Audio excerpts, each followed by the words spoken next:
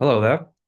I'm Neil Myler. I'm back again in my new office this time, and I'm here to tell you about the time I spent in Belgium last week. So, in the week beginning Monday, March the 9th, I gave three lectures, three-hour lectures at CRISP at KU Leuven on morphomes, look ahead, and what to do about them. And it was a great time. It was really nice to be invited, a very useful discussion, and there was some interest in the lectures on Facebook when I shared the abstract for them, but they weren't recorded or otherwise broadcast. And so I thought I would do some YouTube debriefings just to tell people about them.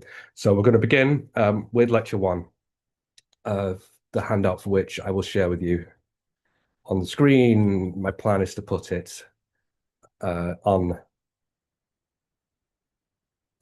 in the as a link in the description of the video. Let me just get this into a full screen type configuration, if it will allow me. Is that the button?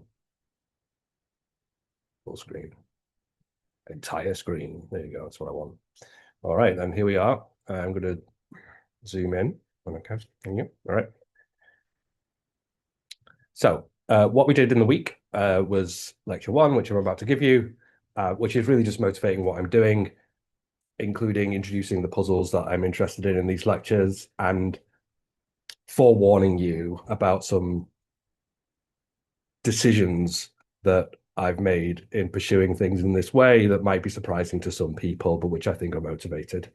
Lecture two is about Spanish verb conjugation, with special reference to paiter, and you'll be hearing a lot about paiter and what it is if you don't know already.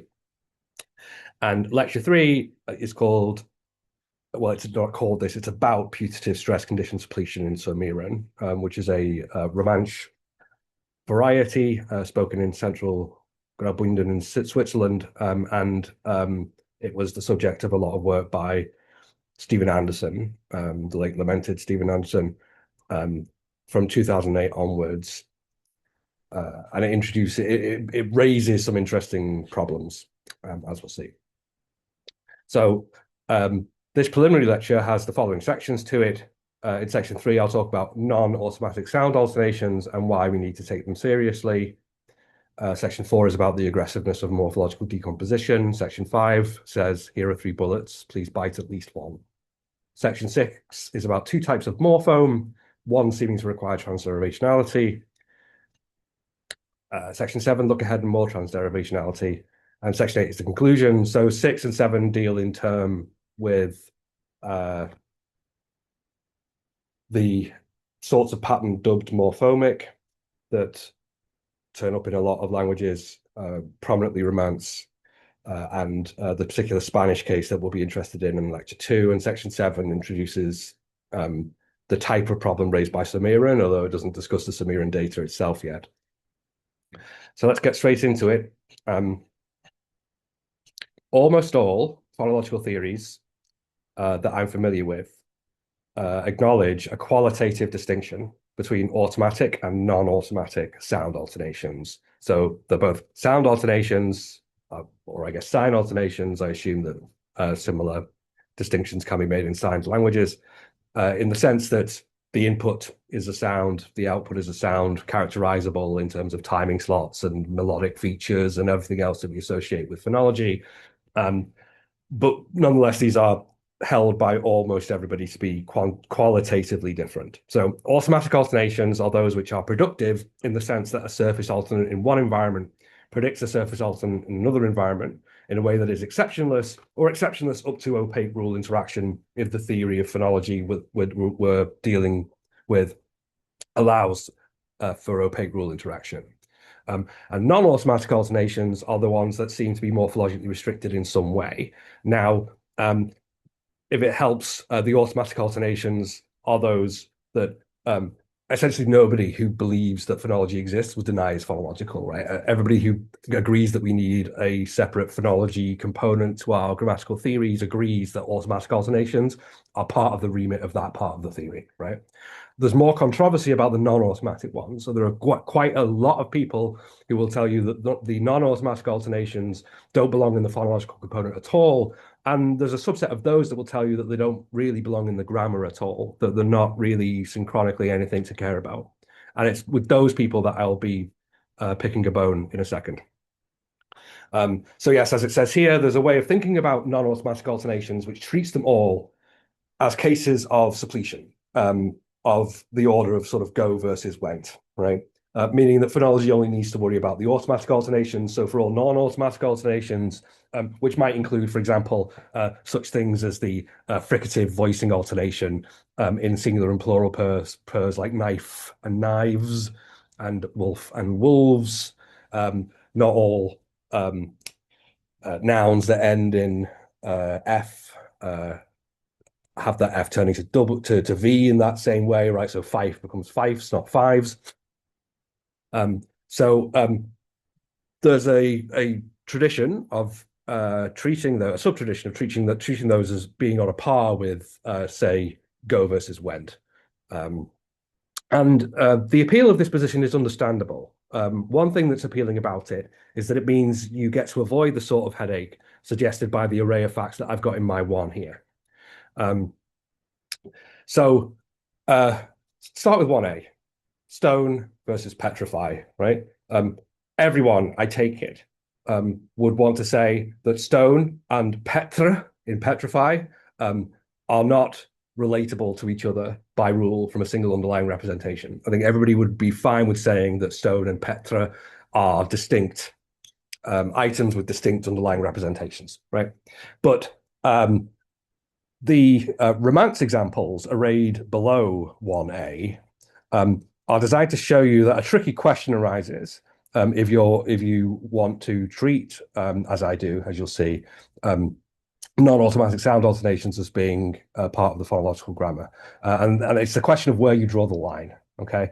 So how about French, okay? So in French, we've got 1B here, pierre versus pétrifié.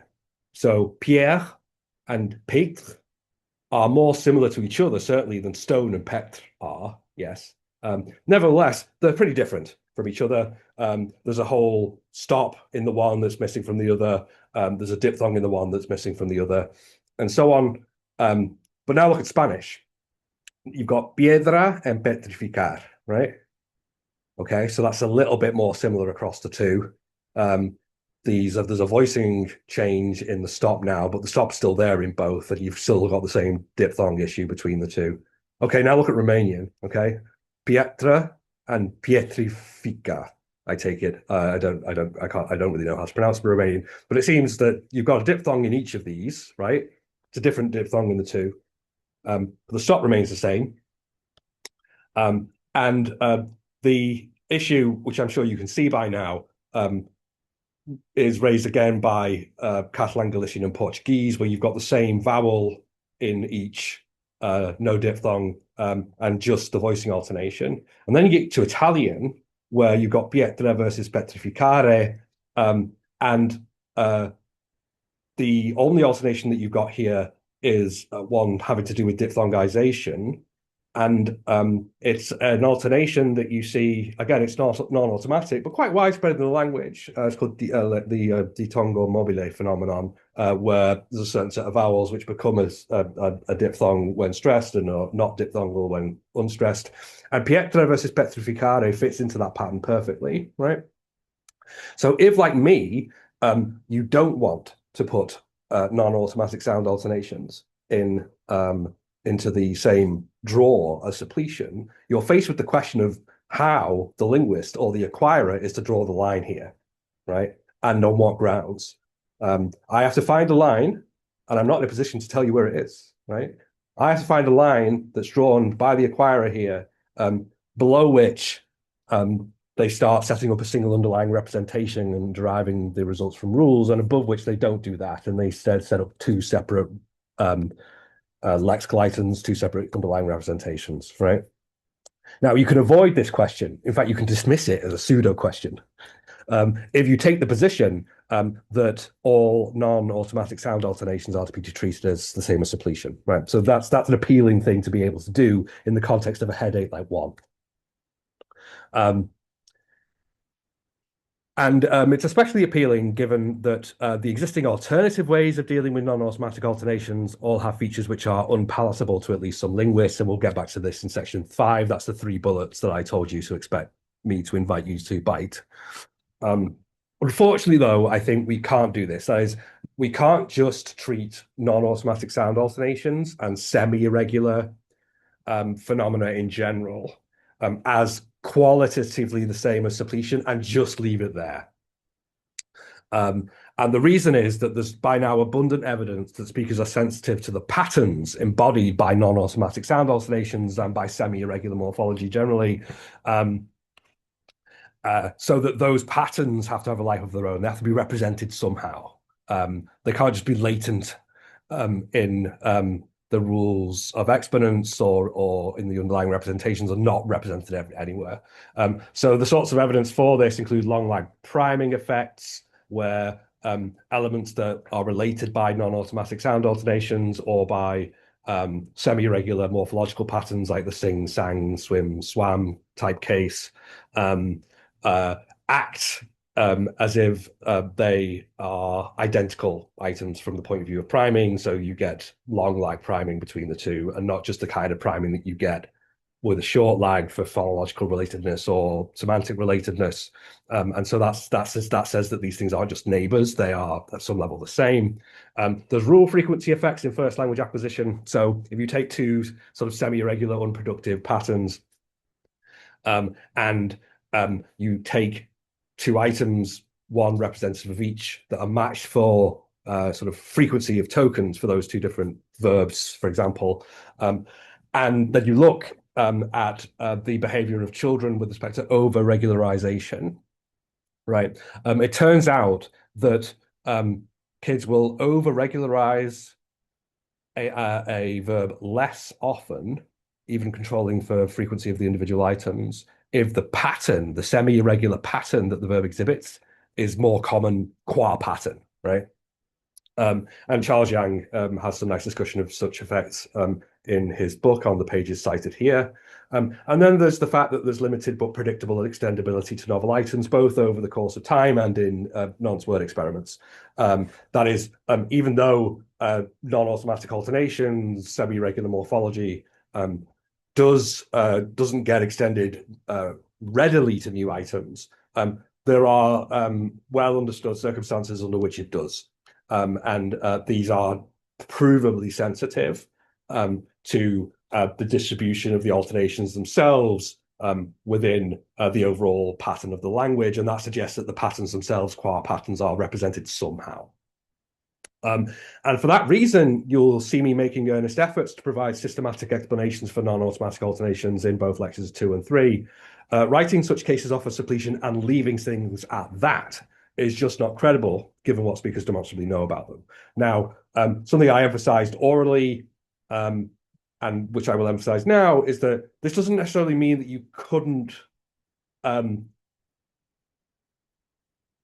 analyze these cases as suppletion and then say something else on top of that. So, right, so if you have something like Theo Veneman's VIA rules, or a sort of pattern recognizing device that sits above the grammar, looking at all these rules of exponence or underlying representations and drawing the patterns out, and then having that pattern knowledge bear on how speakers treat new items when they encounter them, you could get at those patterns, some of them at least, via that method as well. But the point here is that it's not good enough to treat such alternations as suppletive and leave it at that. You must say something else.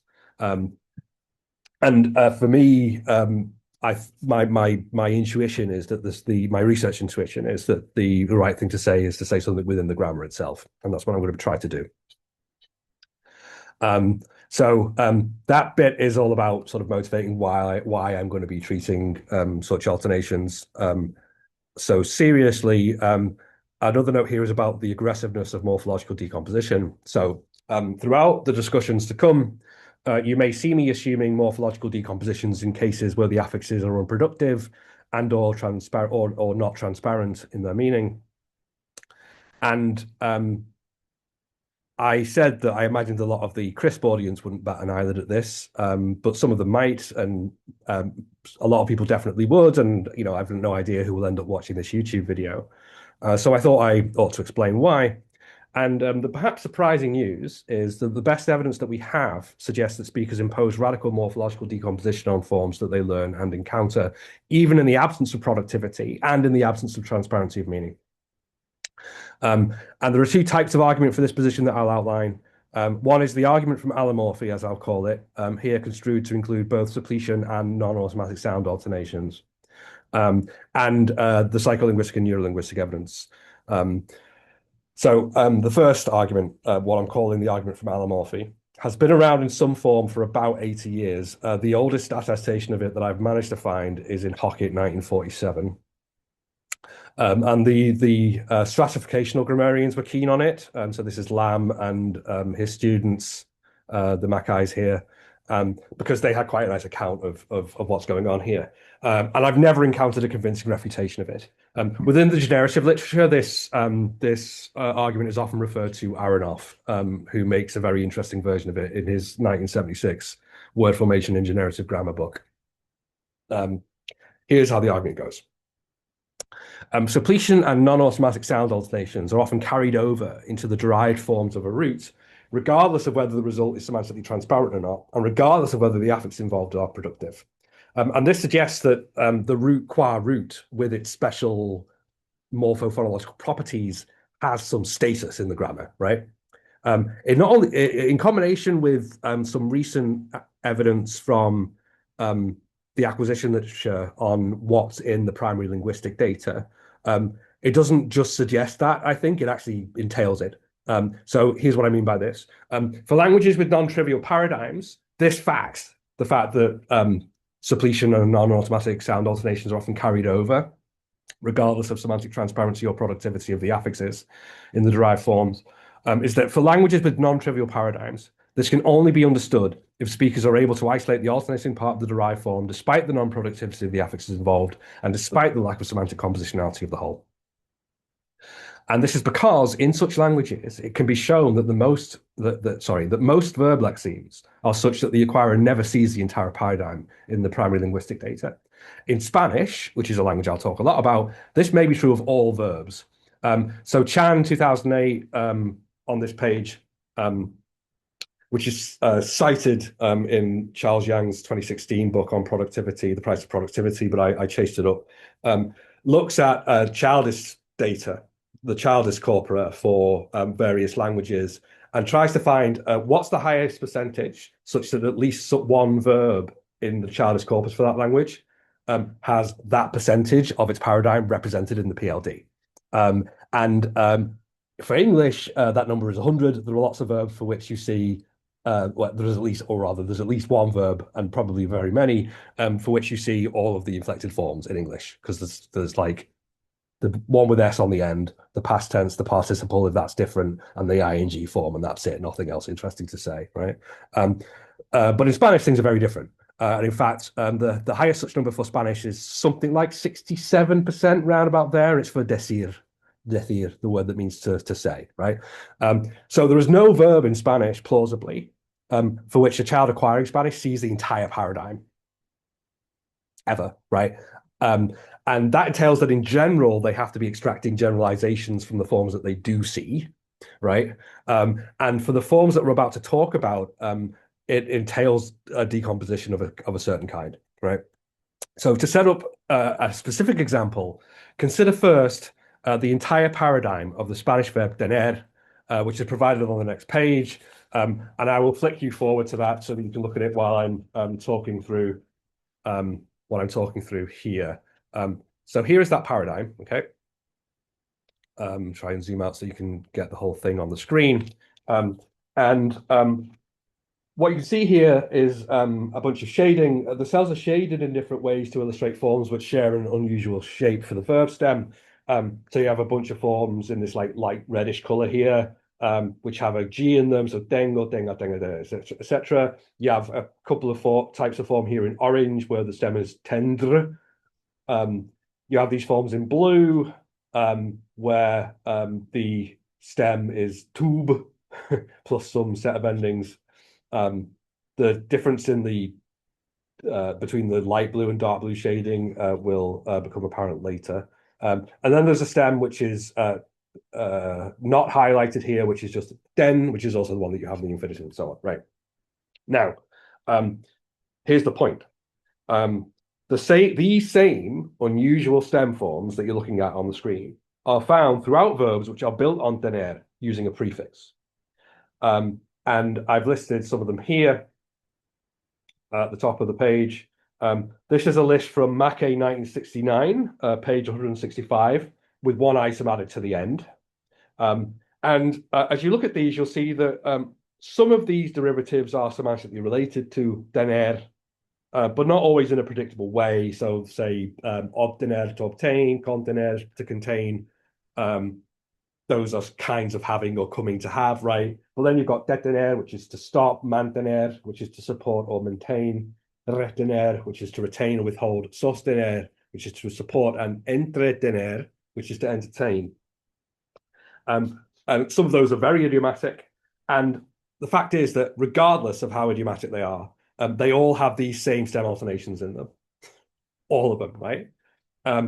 And it follows then that the mental grammar of a Spanish speaker contains some means by which, for example, the den in detener, to stop, is separated from the de, despite the fact that the de is not productive, and despite the fact that the combination of de plus den has a meaning which is not compositionally derived from the meaning of those two parts. That must be so. Because other than absent that, there's no account of why the morphophonology of Spanish treats the den in detener the same way that it treats the den in tener. And remember that memorization of the whole paradigm plus historical coincidence as an account is off the table here, because the whole paradigm is not in the primary linguistic data. That's the argument from allomorphy for radical decomposition.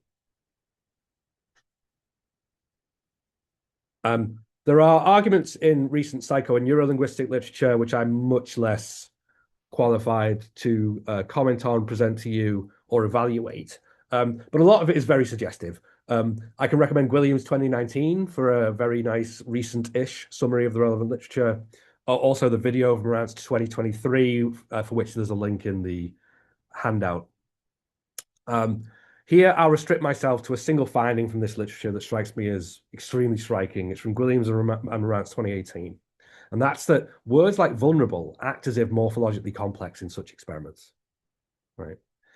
Now, this is striking because vulnerable and words like it involve the bound root, vulner, which never surfaces on its own and is always accompanied by the same affix, in this case, ubble, in all of its derivatives. Right. So you've got vulnerable, vulnerability, invulnerable, invulnerability, and maybe other things built on that. If there's evidence for decomposition, even in cases like this, right? So if speakers are representing vulner, then I think the prejudice in cases of doubt has to be in favor of decomposition, absent specific evidence to the contrary. And a good question that came up in the discussion here is how much it matters that at least one of the pieces be productive. So vulner, of course, is a bound root, but ubble itself has an independent existence and is very productive indeed. And maybe you only get the decomposition for cases of that sort, and not, for example, for the hap that appears in happy and happen and hapless. And things like this, where the accompanying affixes are much less clearly productive, have a much less stable looking meaning across the cases. And I think that's a fair point. Alec Morantz in his discussions of this type of thing has emphasized that it's the existence of some grammatical rule that licenses, or grammatical statement or something that licenses decomposition, that predicts decomposition in these experiments. And so the question reduces to that really. Do we want to have an affix e for English in our grammar? And if you buy that connection that Morantz suggests, then you can use this type of data as an argument that bears on that very question. But that's quite open as a question, I think. But in any case, I think in cases of doubt, given that Volmer is treated as separate, that we should lead in cases of doubt in the direction of decomposition. That's what I think as a methodological lesson from this kind of thing. So here's the bottom line. Perhaps initially surprising, but now repeated news. The best evidence that we have suggests that speakers impose radical morphological decomposition on forms that they learn and encounter, even in the absence of productivity and in the absence of transparency of meaning. The habit in many circles is to ask, why would speakers bother decomposing that word? Why would speakers bother decomposing vulna in situations that is decomposing vulnerable into vulna and double? Given that they would also need to memorize special statements about meaning and or allomorphy that pertain to one or more part of that structure. However, given the way our brains apparently work, this is the wrong question. The right question is, how could speakers possibly stop themselves from decomposing such words until it's too late? Okay. And that's the bottom line there, except for a brief excursus on what I'm going to be calling the smallest things we decompose things into. To conclude this section. So the atoms of syntactic computation are often called morphemes or abstract morphemes in the distributed morphology literature. But I now tend to use another term, which has also appeared in that literature from time to time, and that's the term piece or pieces. I prefer piece because morpheme turns out to be confusing to some non-DM morphologists who quite reasonably expect morpheme to mean a minimal form meaning pairing. But that's not what DMers mean when we say abstract morpheme, right? We could have used the term formative. So the term for this notion that appears in, for example, aspects of the theory of syntax is formative. And formative could be treated as a synonym with piece here. I just prefer piece because it's shorter, it's more transparent, it's pithier. It appears in existing locutions in discussions of the theory, like it's quite common to refer to DM as a piece-based theory, right? So I'll be calling them pieces. Pieces are like morphemes in that they are discrete units that combine into hierarchical structures, but they are dramatically different from classical morphemes in that they can have a number of meanings less than or greater than one. And they can have a number of forms less than or greater than one. That is, they can be null, right? Yes, so that's important. Yeah, so the idea that there are pieces, these are the smallest things to which merge can apply. And there may or may not be rules of exponents that assign them phonological representations, underlying phonological representations. And there may or may not be rules of semantic interpretation that assign them a denotation which forms the input to the semantic component. That's the idea, right? So it's a radically autonomous syntax which feeds phonology and semantics, but is not interfered with by either. All right, now we're ready to come to the crux of what these lectures are going to be now that we've motivated some of the stranger decisions that you will see me making in discussing them. Here are 3 bullets. Please bite at least one. The part of the morphophonology literature which takes non-automatic sound alternations seriously, as I read it, confronts us with this choice. Bullet A, morphophonology and exponents involve transderivational comparison of outputs. That's the bullet that's offered to us by word and paradigm approaches, also by optimality theoretic approaches, whether they make reference to paradigms or not. Bullet B, phonology is not a module in the strict Fodorian sense. Rules and or constraints that manipulate phonological representations can make direct reference to morphosyntactic primes of all or most kinds.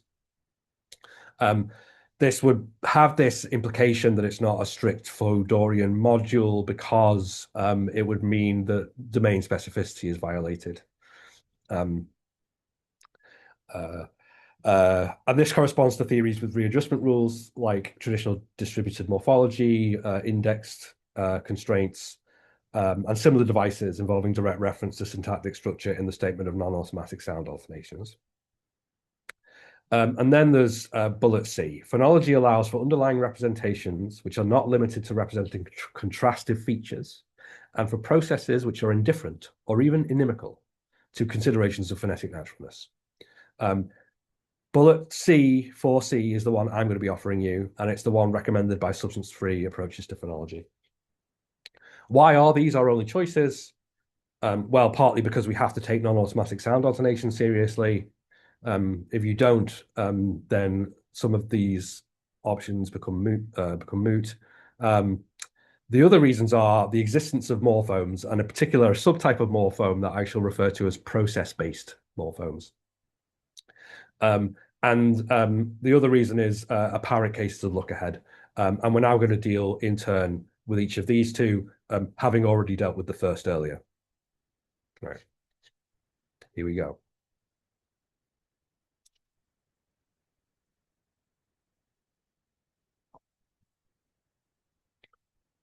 The term morphome, as you may know, originates in Aronoff 1994.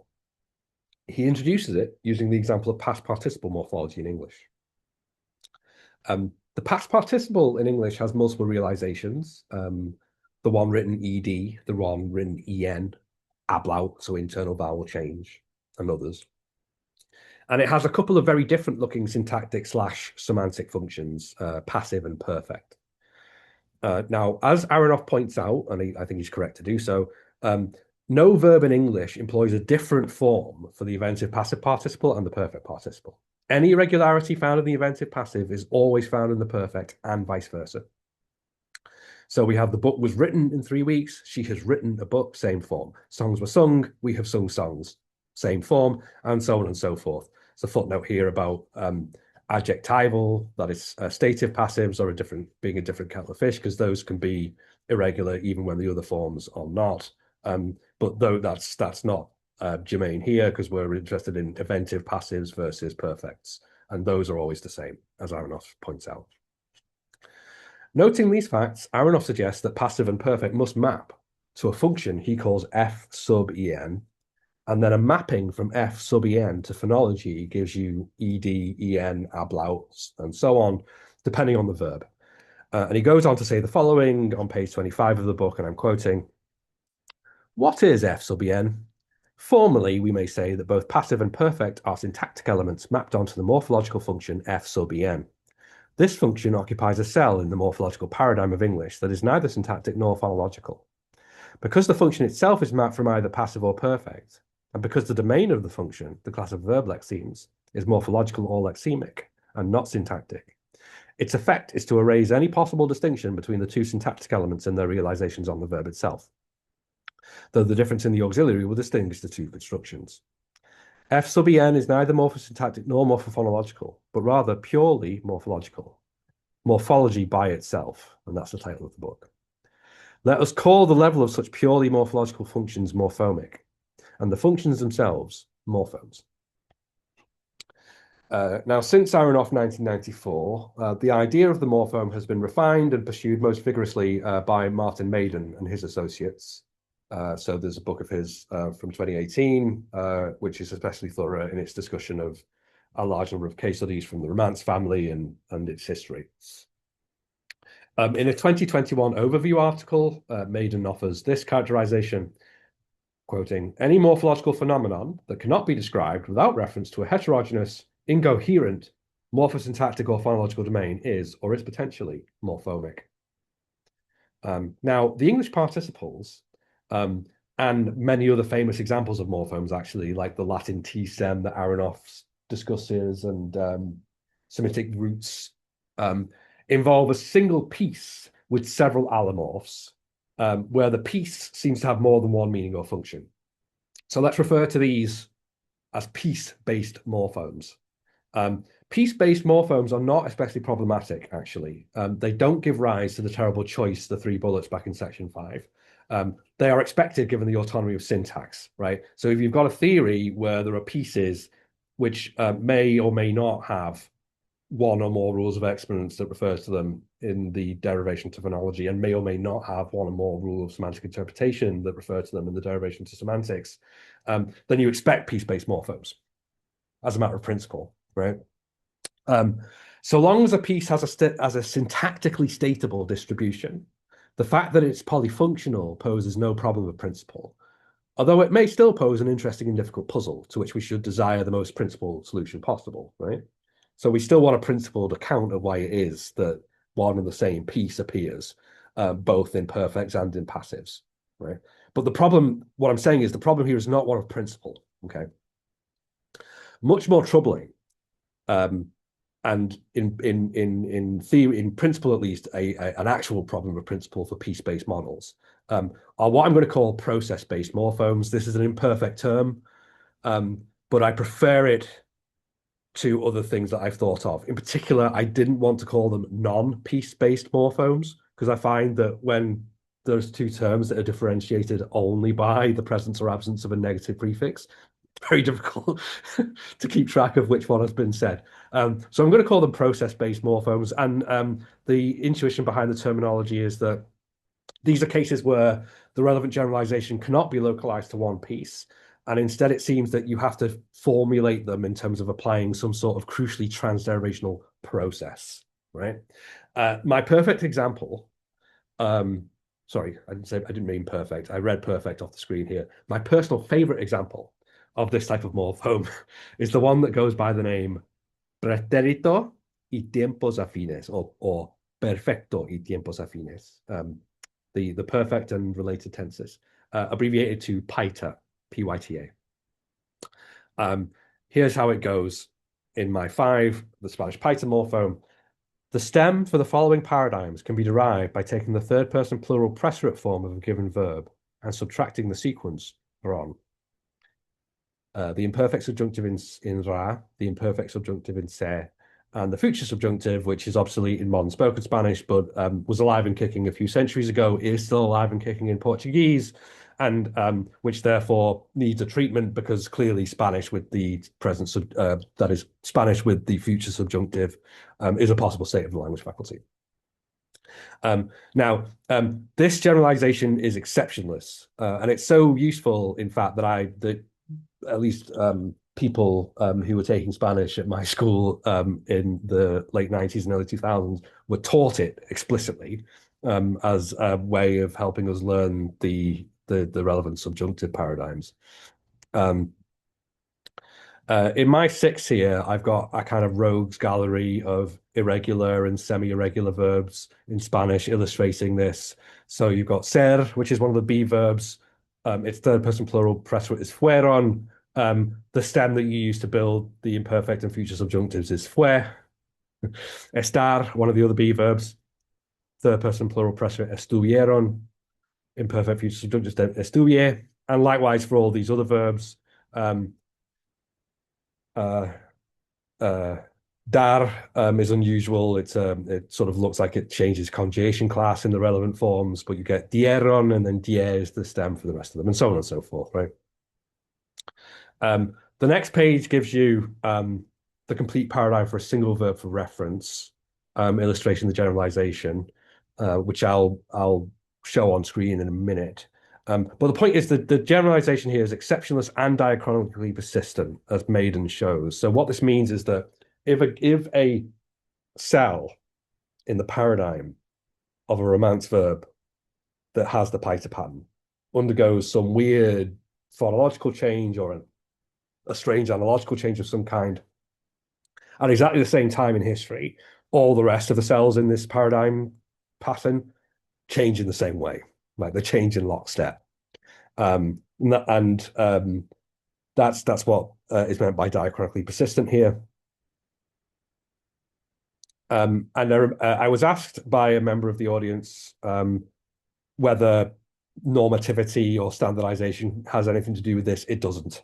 It's the whole thing antedates standardization by quite a long time, and it's well understood how this happened. So all of the relevant irregularities in Latin were conditioned by the feature plus perfect, basically. So they were found in the perfect, and all of the relevant paradigm forms were perfective, were perfect in meaning in Latin. And what happened in the history to the relevant Romance languages is that those same forms changed function and took on various imperfective roles, including these imperfect subjunctives and the future subjunctive. But the formal resemblance remained and never changed. And so now it's decoupled from perfectiveness, right? but it's remained in place ever since. So the issues here, from the point of view of a piece-based strict generation theory, is that there's no sense in which the imperfect and future subjunctives contain the meaning or morphosyntactic features of the third person plural preterite indicative minus wrong, whatever those would amount to, right? Worse, wrong probably corresponds to at least two pieces, not just one. So the N appears in other third person plurals throughout the language, which leaves the raw over as probably another piece, right? So the sequence that you're subtracting probably isn't one piece, right? Worse still, the procedure described back in my 5 is inherently transderivational. And here's why. If I'm computing, say, the first person singular future subjunctive of some verb, I can't do so using those features alone according to that procedure. Instead, what I have to do is look across at the result of a different derivation, the derivation for the third person plural preterite, perform an operation on the occupant of that cell, and then feed the result of that subtraction to the rule spelling out the first person singular future subjunctive. So that's inherently transderivational. Yeah, so here's that paradigm I promised. It's the paradigm for the verb for the verb pedir, which means to request. And you can see its third person plural preterite form is pidieron, and through the imperfect subjunctives, you've got pidiera, pidieras, pidiera, etc. Pidiese, pidieses, pidiese, and in the future subjunctive, you've got pidiere, pidieres, pidiere, etc. Right? Now, in lecture 2, we'll confront the paita morphome as it arises in Spanish head on. In that lecture, I'll outline a fairly comprehensive fragment of a grammar for Spanish verb conjugation that I've been working on, building on a lot of previous work. So a lot of that fragment is taken off the shelf with a few genuinely novel things in there. But what I'll show you is that internal to that fragment, a number of independently needed operations conspire to guarantee the exceptionlessness of paita. If you enjoy teasers, you'll note the bolding and the underlining in this paradigm. Those point to some of the key subpatterns that the analysis in lecture 2 will revolve around. Something that you can notice here is that the bolded stem, the P thing, appears not only in the shaded paita cells, but also in lots of other places in the paradigm. The underlined diphthong ye is a diphthongized form of the theme vowel of the verb.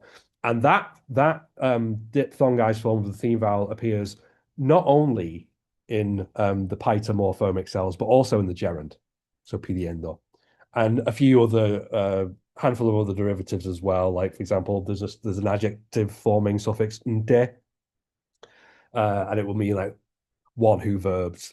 And added to pedir, it gives you pidiente, right?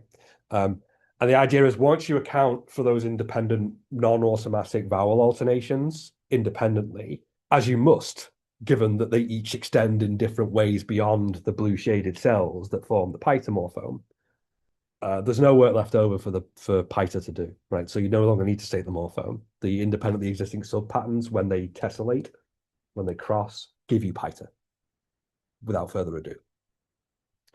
There's a bit more to say than that. There's also some suppletive allomorphy involved, which needs to be taken care of in morphosyntactic terms, but it can be, as I'll attempt to show. Okay, so that's one of the things that confronts us with this bullet, with the choice between the 3 bullets, right? So going analyses of the paita morphome and others treat it as an abstract paradigmatic pattern enforced by transderivational rules of the kind that is sort of informally characterized by my number 5, right? The prospect of finding these patterns opens up the other 2 bullets as possibilities here. So given these patterns that I pointed out, you could imagine formulating statements of those patterns as readjustment rules. And that would allow you to avoid transderivationality, but at the expense of strict modularity, right? What I'm going to show you instead is an approach that treats non-automatic sound alternations as phonological, but nonetheless a qualitatively different type of phonology than automatic alternations are. And we'll get to see how that is possible in lecture 2. But that opens up what I've got to offer you, opens up the possibility of biting the third bullet as your way of dealing with process-based morphomes of the Piter sort. All right. We're now into my sketch of the last type of consideration that leaves us with the choice of those 3 bullets. And that's look ahead and the prospect of more transderivationality, which arises in apparent cases of stress condition suppletion.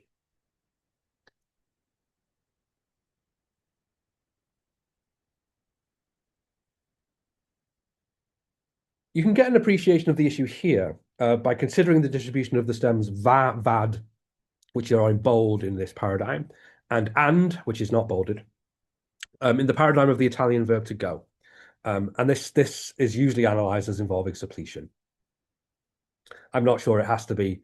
I'm not going to offer you a non-suppletive analysis. Perhaps you will be able to circle back and design one yourself based on what I say in the lectures. But here's the point, right? So you've got vado, vai, va, andiamo, andate, vanno. And then in the present subjunctive, you've got vada, vada, vada, andiamo, andiate, vadano. And then the singular informal imperative is va or vai. And everywhere else, you've got the and form. So andavo, andavi, andava, and so on. Now, here's the observation. The forms in vad or va constitute all and only those cells in this paradigm where stress falls on the root in Italian verbs. And the forms in and constitute all and only those cells of the paradigm where stress instead falls on the ending. Right?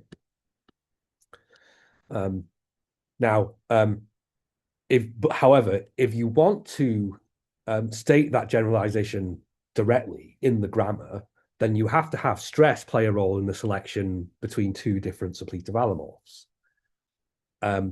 But in an architecture-like distributed morphology or nanosyntax, the rules of exponence determine the input to the phonology. And that predicts the information about how the phonological derivation will ultimately proceed, crucially, including stress assignment, shouldn't be able to condition how the rules of exponence apply, right? Now, in cases like this one, where it's just one or a handful of verbs that are involved, you might be prepared to embrace the embarrassment of missing the generalization, right? So you might just be able to say, well, yeah, okay, it's coincidentally, you have a few different allomorphs which look very similar to each other or identical, and it's just accidental morphony, right? So if you're going to do this for the suppletive analysis of andare, you would do it perhaps in a DM context like this. So you might have a rule that inserts vad or va in present tense contexts, a rule that inserts va or vai in imperative singular contexts, a rule that inserts and in present context where agreement bears the features plus participant and plus plural.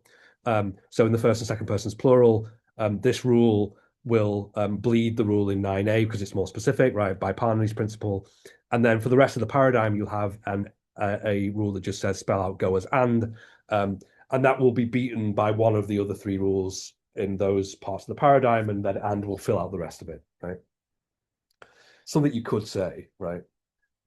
Again, this is just still supposing that you're treating this alternation as suppletive and you're treating suppletion descriptively construed as involving 2 different rules of exponence applying to the same piece, right?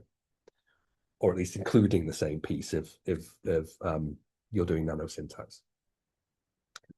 And you might be prepared to live with the embarrassment of doing that for Italian, where it's this verb, and maybe I can't remember if there are any others actually in Italian. There are the diphthongizing ones, but those are much more obviously non-automatic sound alternations. However, if there were a case in which a stress-correlated suppletive alternation, like pattern, like this one, turned out to pervade the whole language, and if furthermore the distribution of stress were less confounded with morphosyntactic features than it is in Italian, then the embarrassment of doing different versions of 9 for hundreds and thousands of verbs would presumably become overwhelming. And in a series of works, starting in 2008, Stephen Anderson argued that Surmieren, a Romansh variety spoken in central Graubünden, Switzerland, is a case of exactly this kind. Other Romansh varieties probably pose the same puzzle, Anderson says, but it's Surmieren that his work revolved around, which seems to be the best described in literature that is accessible to a non-German speaker like me. Now, Anderson's own solution is optimality theoretic. So it involves comparison of candidate outputs containing both choices of suppletive root allomorph, with constraints choosing the winner based on the stress pattern associated with the relevant part of the paradigm. Now, in lecture 3, I'll present an analysis of the Surmieren data, which avoids transderivational comparison and look ahead, based in part on ongoing joint work with Daniel Kasanov, who's a graduate student at NYU. This becomes possible only once one denies Anderson's premise that the relevant alternations are suppletive. And that in turn is possible only if one bites the second or third of the bullets described back in section 5. The analysis that we end up with will uphold strict modularity in the Fodorian plus sense. So even the strongest version of Fodor's basic ideas, stronger than Fodor wanted to endorse, in fact, which is why I put the plus there. So the analysis I'll give you upholds that version of modularity, and that means it issues the second bullet in favor of the third, entirely dodging the first, which was the idea. Okay. So that's the end of this discussion of preliminaries. So what I hope to have convinced you of in this lecture is that radical decomposition into pieces may be the default setting for humans and should be the default settings for linguists' analyses until further notice, even in the face of morphological irregularity and/or semantic idiosyncrasy. Non-automatic sound alternation should not just be dismissed as suppletion and left there, right? You can analyze them as suppletion and then say something else about how the patterns are somehow known as well, but you must say that, right? You have to say the something. Given that we must take non-automatic sound alternation seriously, some of them confront us with some rather difficult choices, and these are the 3 bullets of section 5. So those are transderivationality, antimodularity, or abstractness and substance freeness in phonology, right? So that's what I hope to have convinced you of in this lecture. If I didn't, then you might still enjoy the other lectures, nevertheless. But what I hope to convince you of in the other lectures is that paita, the paita morphome, as it arises in Spanish, is spurious. And the suggestion will be that perhaps all process-based morphomes will turn out to be spurious. I'll hope to convince you that the putative case of stress-conditioned suppletive allomorphy in Surmieren is spurious. And perhaps stress-conditioned suppletion doesn't exist after all, I shall suggest. That much is enough to avoid transderivationality and look ahead. If you want to avoid antimodularity too, you must embrace the third of my bullets. And the stakes there are nothing less than the very nature of the phonological component of the language faculty. And the reason I say that is that if you bite the third bullet, then you must abandon a leading idea about what phonology is. That leading idea is that it's about a competition, endless competition between markedness considerations applied to surface forms and contrast preservation, faithfulness considerations, and that's what phonology is. But if you bite the third bullet, you must abandon that in favor of a very different conception of phonology, one where it's not about contrast and it's not about markedness. It's about distributions and patterns, so that is why I think, and I state this so dramatically and so insistently because it surprised me. Like when I started working on process-based morphomes, I thought it was going to turn out to be about the relationship between syntax and morphology. I thought it was going to be about whether there is syntactic structure internal to words or not. And was surprised to discover that actually no. Once you set aside the piece-based morphomes as unproblematic, you're left with the process-based morphomes. And there, the relevant alternatives to transderivationalism all have to do with the nature of phonology. So the resolution of the debate over process-based morphomes is a battle for the soul of phonology. And you can watch the other lectures and decide what side of that battle you're on.